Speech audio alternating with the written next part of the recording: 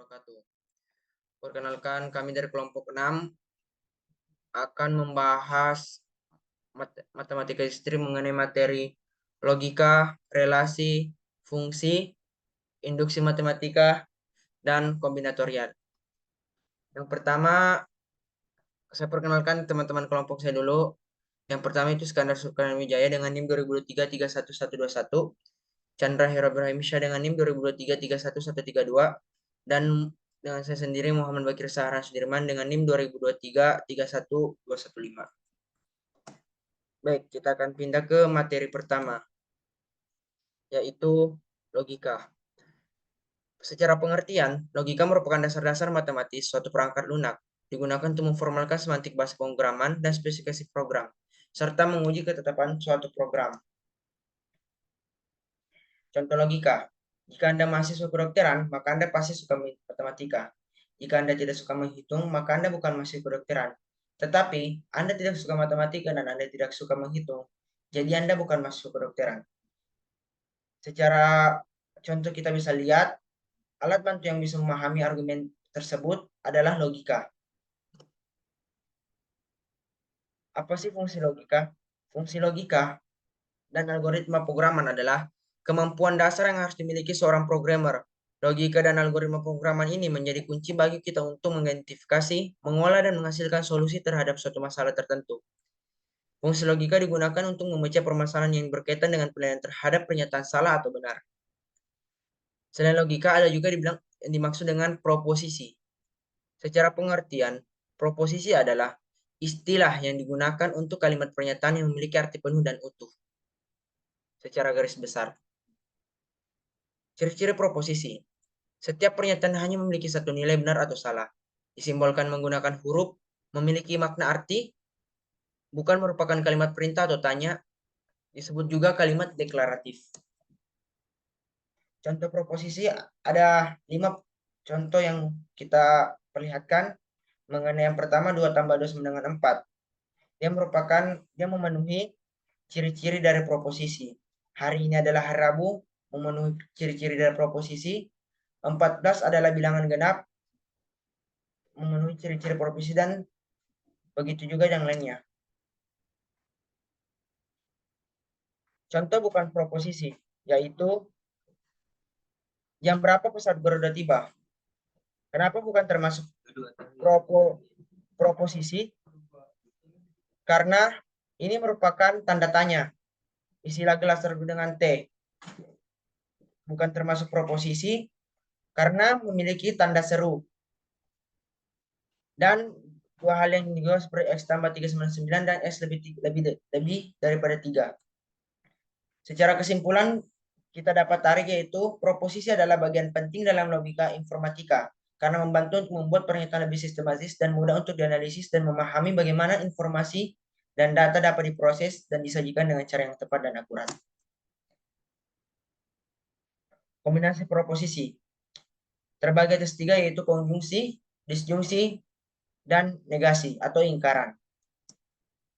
Baik, saya akan jelaskan pertama itu konjungsi. Konjungsi yaitu kalimat menjebuk yang dihubungkan oleh tanda hubung dan secara matematis dilambangkan sebagai P konjungsi Q. Contoh konjungsi. Novi memiliki hewan peliharaan kucing, disimbolkan sebagai P. Novi memiliki hewan peliharaan kelinci, disimbolkan sebagai Q. Maka konjungsi dari dua pernyataan tersebut adalah Novi memiliki hewan peliharaan kucing dan kelinci, disimbolkan sebagai P konjungsi Q. Kita bisa melihat contoh kedua. Selanjutnya, adapun tabel kebenaran konjungsi. Seperti misalnya, jika P-nya benar, maka P konjungsinya yaitu konjungsi Q-nya itu benar. Jika P salah, Q salah, maka P konjungsi Q yaitu salah. Jika P benar, Q salah, maka P konjungsi Q-nya itu salah. Jika P salah, Q benar, maka P konjungsinya itu salah. Disjungsi adalah pernyataan menjebuk yang dihubungkan oleh kata hubung atau secara matematis disjungsi ditulis sebagai P konjungsi Q, disjungsi Q yang berarti P atau Q. Adapun contoh yang kita berikan misalnya P sekolah libur pada hari Sabtu. Q, sekolah libur pada hari Minggu. Disjungsinya yaitu sekolah libur pada hari Sabtu atau Minggu. Disimbolkan sebagai P disjungsi Q.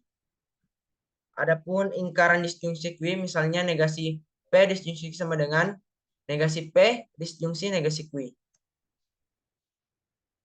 Adapun tabel kebenaran bisa dilihat secara di layar. P benar, Q benar, maka P disjungsinya disjungsi Q benar. P salah, Q salah, P disjungsi Q salah. P benar, Q salah, P disjungsi Q benar. P salah, Q benar, P disjungsi Q benar. Negasi. Negasi yaitu sebuah operasi yang mengambil proposisi ke proposisi lain yang bukan. Berarti lawan dari pernyataan tersebut. Contohnya negasi disimbolkan P. Jakarta adalah ibu kota Indonesia. Benar. Jika misalnya kita negasikan, maka negasi P yaitu Jakarta bukan ibu kota Indonesia.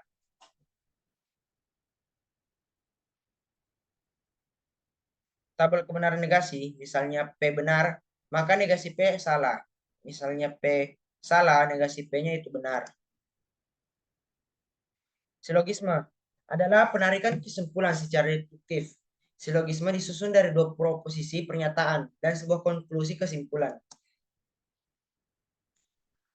Contoh silogisme. Yang pertama, permisalan terhadap premis 1, yang berarti P silogis P Q, premis 2 Q R. Maka konklusi yang dihasilkan yaitu P R. Contoh, premis 1, jika kamu rajin latihan soal, maka kamu akan mendapat nilai bagus. Jika kamu mendapat nilai bagus, maka kamu akan naik kelas. Dalam pernyataan ini terdapat kata yang sama, yaitu maka kamu akan mendapatkan nilai bagus. Kita silang. Dan silogi konklusi yang kita dapatkan yaitu jika kamu rajin latihan soal, maka kamu akan naik kelas. Macam-macam silogisme terbagi atas 3, silogisme kategorik, silogisme hipotetik, dan silogisme alternatif. Kita bisa lihat contohnya mengapa apa yang menjadi perbedaan antara 3 tersebut. Seperti ini, P sama dengan Q, Q sama dengan R, maka silogisme yang dihasilkan adalah PR. Jika silogisme hipotetik P, Q, dan P, maka silogisme yang dihasilkan adalah hanya Q. Jika silogisme alternatif, misalnya P disjungsi Q, P pernyataan kedua P, maka silogisme yang dihasilkan yaitu negasi Q. Selanjutnya, relasi. Relasi adalah satu yang menyatakan hubungan atau kaitan khas antara dua himpunan. Relasi sangat erat kaitannya dengan fungsi, di mana keduanya merupakan hal penting dalam berbagai cabang ilmu matematika. Ciri-ciri relasi terdapat 4, yaitu refleksi, transitif, simetri, dan simetri komposisi. Refleksi. Refleksi adalah pemetaan dari ruang Euclidean ke dirinya sendiri yang merupakan isometri dengan hyperlane sebagai himpunan titik tetap. Himpunan ini disebut sumbu atau bidang pantul. Contoh soal. Misalnya, terdapat segitiga STU. Kita misalkan terdapat segitiga STU dengan S min 24 4, T-nya bernilai 3 min 7 dan U-nya memiliki nilai 6,5.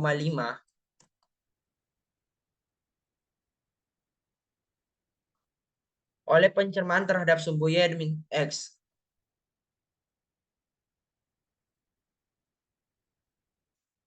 X, Y. Misalnya, bayan ST oleh pencermaan terhadap sumbu Y min X adalah XY sama dengan min Y min X. Dengan hasil yang dihasilkan, S min 24 dihasilkan min 4,2, S 3 min 7, pencerminannya 7, min 3, Dan yang ketiga S 6,5, maka pencermin dihasilkan minus 5,6. Baik. Selanjutnya, apa itu transitif?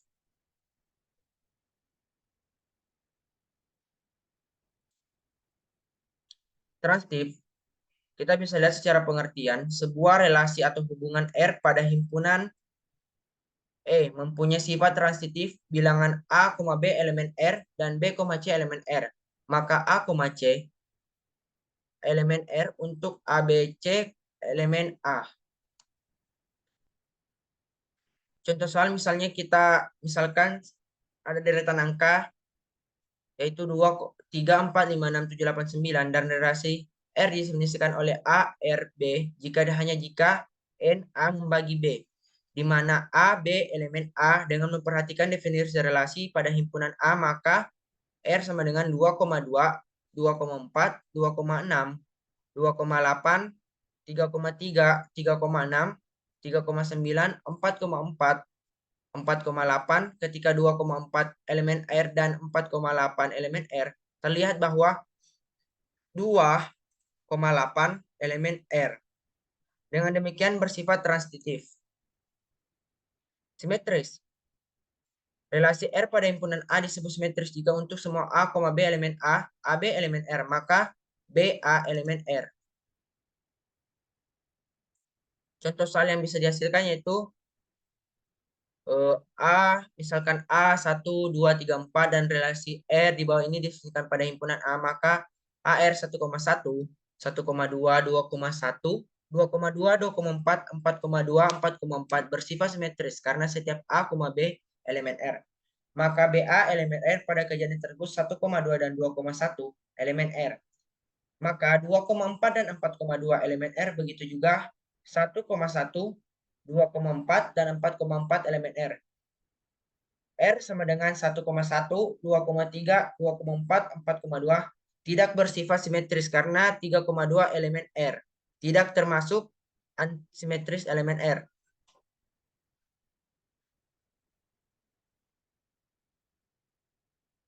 Antisimetris.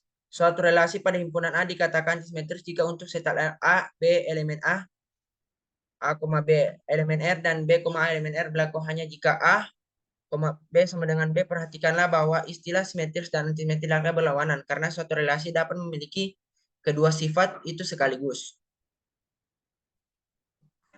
Contoh soal, apakah relasi berikut pada 1,2 simetris antisimetris? Misalnya contoh A, R sama dengan 1,1, 1,2, 1,1, 3,3, 4,4, B R cos 1,1, R C 1,3, 3,2, 2,1, R 4,4, 3,3, 1,4. Dengan pengertian yang kita lihat antara simetri dan antisimetris dan contohnya yang tadi diberikan, kita bisa menjawab pertanyaan ini mengenai yang pertama A, termasuk simetris. B juga termasuk simetris, tetapi juga dia tergolong antisimetris. C, hanya tergolong antisimetris, dan D, hanya tergolong antisimetris. Yang terakhir mengenai komposisi. Misalkan R adalah relasi dari himpunan A ke himpunan B, dan S adalah relasi dari himpunan B ke C. Komposisi R dan S dinotasikan dengan R komposisi S adalah relasi dari A ke C, yang didefinisikan sebagai berikut. R komposisi S sama dengan AC, A elemen A, C elemen C, dan untuk beberapa B elemen B besar, di dalamnya terdapat A, B elemen R dan B, C elemen S.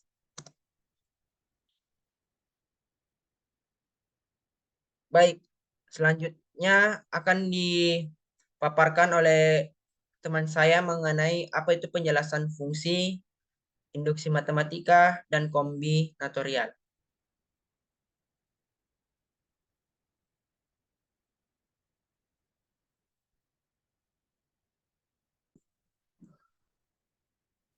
Ini dan ini adalah fungsi. Oke, saya lanjutkan. Ini adalah materi fungsi. Ya, fungsi adalah misalkan A dan B himpunan, relasi biner F dari A ke B merupakan suatu fungsi jika setiap elemen di dalam A dihubungkan dengan tepat satu elemen di dalam B. Jika F adalah fungsi dari A ke B, dituliskan dengan seperti ini. F dibagi A jadi B. Yang artinya F memetakan A ke B.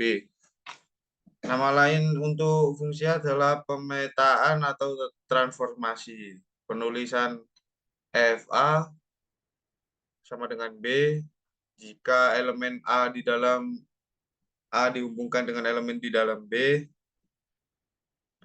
Himpunan A disebut daerah asal domain dari F dan himpunan B disebut daerah hasil kodomain dari F. Jika FLA sama dengan B, maka B dinamakan bayangan dari A dan A dinamakan prabayangan dari B. Himpunan yang bersih semua nilai pemetaan F disebut jelajah atau range dari F.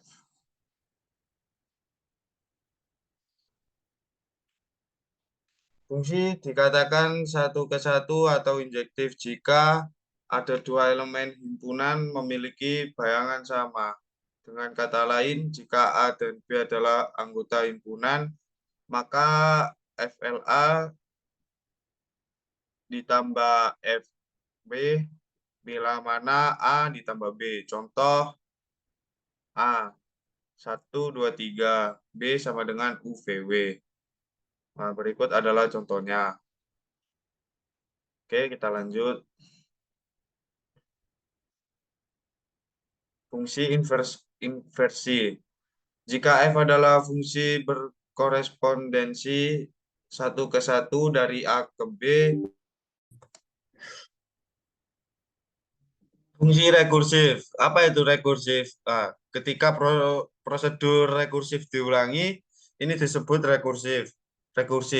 Nah, rekursif adalah jenis fungsi atau ekspresi yang menyatakan beberapa konsep atau properti dari satu atau lebih variabel yang ditentukan oleh prosedur yang menghasilkan nilai atau contoh fungsi tersebut dengan berulang kali menerapkan relasi tertentu atau operasi rutin ke nilai fungsi yang diketahui. Atau sebuah fungsi yang memanggil dirinya sendiri dari nilai sebelumnya untuk menghasilkan nilai berikutnya. Atau sebuah fungsi yang memanggil dirinya sendiri selama eksekusinya. Anda dapat memahami konsep rekursi dengan mengambil contoh kehidupan nyata. Nah, misalkan Anda menaiki tangga untuk mencapai dari lantai dasar ke lantai 1. Jadi, Anda mengambil langkah satu persatu di sini. Anda dapat mencapai langkah kedua hanya jika Anda sudah melangkah pertama. Sekali lagi, untuk mencapai langkah ketiga, Anda harus mengambil langkah kedua terlebih dahulu. Ini adalah proses pengulangan. Pada setiap langkah berikutnya, Anda mendapatkan langkah sebelumnya sebagai urutan berulang dengan perbedaan yang sama di antara setiap langkah. Inilah arti dari rekursif. Langkah 2 sama dengan langkah 1 ditambah lantai dasar. Lantai 3 sama dengan langkah 2 ditambah langkah 1 ditambah lantai dasar dan seterusnya.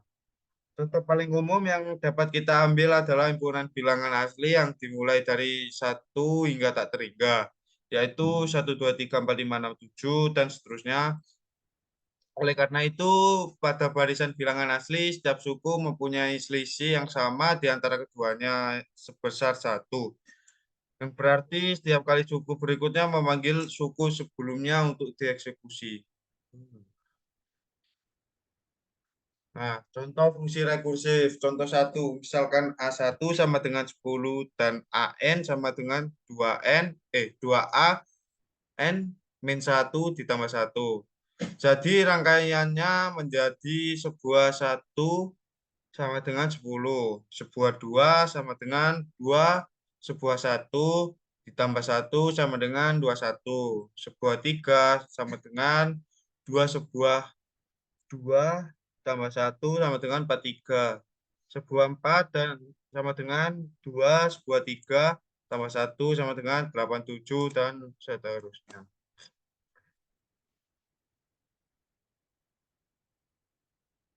Induksi matematika. Nah, induksi matematika adalah istilah induksi matematika bisa merujuk pada beberapa konsep yang berbeda tergantung pada konteksnya. Salah satu makna yang mungkin adalah konsep yang lebih mendasar atau dasar dalam matematika yang menjadi dasar bagi konsep-konsep yang lebih kompleks. Sebagai contoh, dalam aritmatika, bilangan bulat bisa dianggap sebagai induk karena dari mereka kita bisa membangun konsep bilangan pecahan, bilangan desimal, dan konsep lainnya. Begitu juga dengan aljabar. Konsep dasar seperti variabel, persamaan, dan fungsi bisa dianggap sebagai induk karena dari situ kita bisa mengembangkan konsep yang lebih kompleks seperti persamaan kuadrat, fungsi eksponensial, dan sebagainya. Contoh induksi matematika. Induksi matematika adalah sebuah metode dalam matematika yang digunakan untuk membuktikan pernyataan yang berlaku untuk setiap bilangan bulat non-negatif. Atau biasanya dimulai dari bilangan bulat 0 atau 1. Metode ini terdiri dari dua langkah utama, langkah induksi dasar dan langkah induksi maju. Berikut adalah sederhana penerapan induksi matematika. Nah, pernyataan 1 tambah 2 tambah 3 tambah titik-titik tambah N sama dengan N plus 1 per 2. Untuk setiap bilangan bulat positif N. Langkah induksi dasar. Yang pertama, untuk N sama dengan 1. Pernyataan tersebut menjadi 1 sama dengan 1 dalam kurung 1 tambah 1 per 2. Yang benar. Jadi langkah induksi dasar terpenuhi. Langkah induksi maju.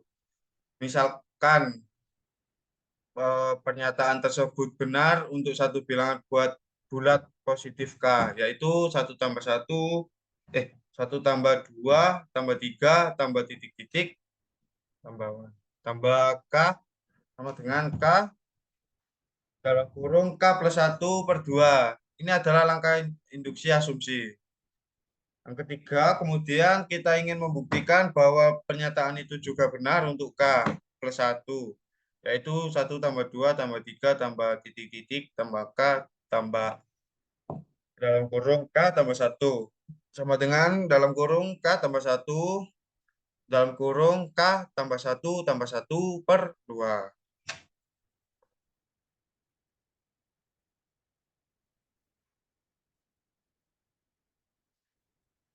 Selanjutnya akan dibacakan oleh teman-teman saya. Penjelasan tentang kombinatorial.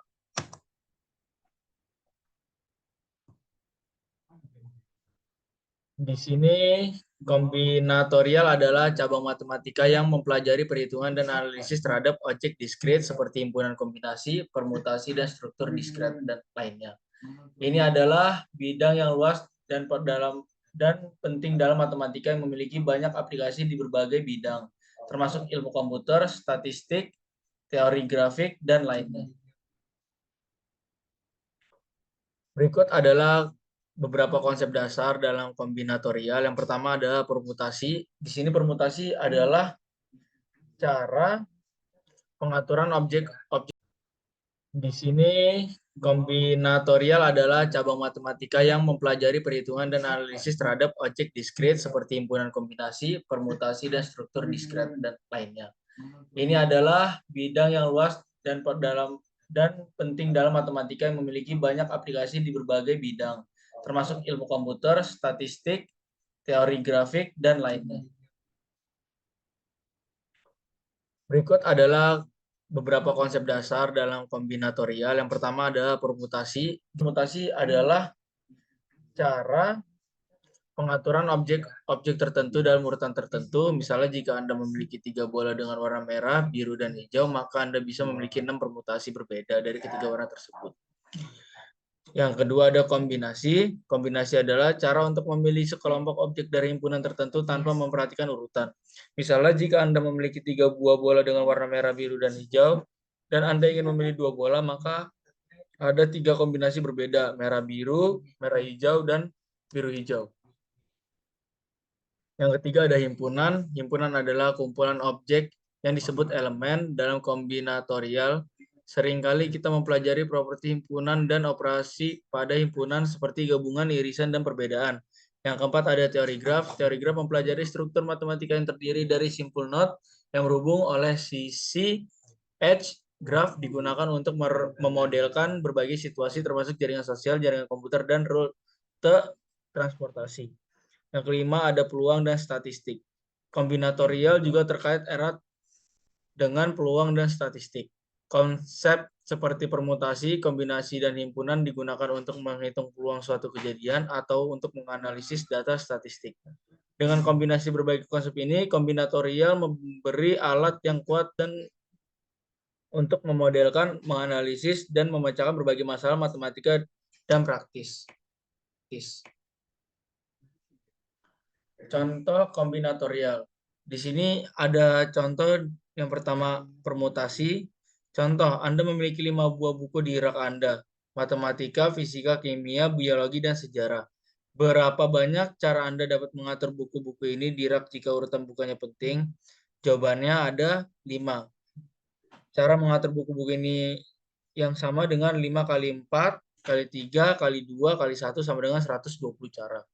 Yang kedua ada kombinasi. Anda memiliki 7 bola yang berwarna. Yang pertama ada 3 merah, 2 biru, dan 2 hijau. Beberapa banyak cara Anda dapat memilih 3 bola dari 7 bola ini? Jawabannya ada C dalam kurung 7 dan 3 kombinasi yang dapat dihitung sebagai seperti di layar.